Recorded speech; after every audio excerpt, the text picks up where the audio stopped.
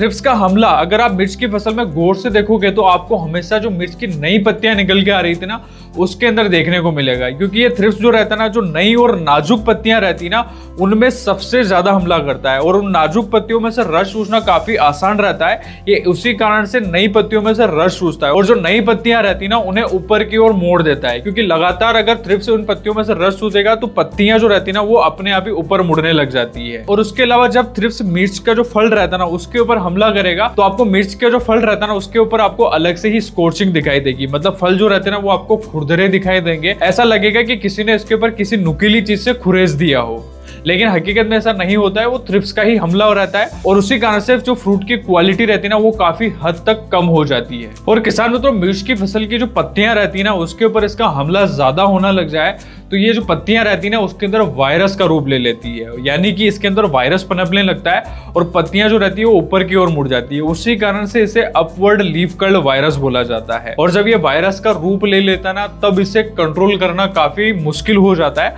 और कई केसेस में तो ये कंट्रोल भी नहीं हो पाता है। और जिस पौधे के अंदर ये हमला हो चुका होता है ना उस पौधे को आपको उखाड़ कर खेत से बाहर करना पड़ता है ताकि ये वायरस आपको दूसरी फसल में फैलता हुआ दिखाई न दे।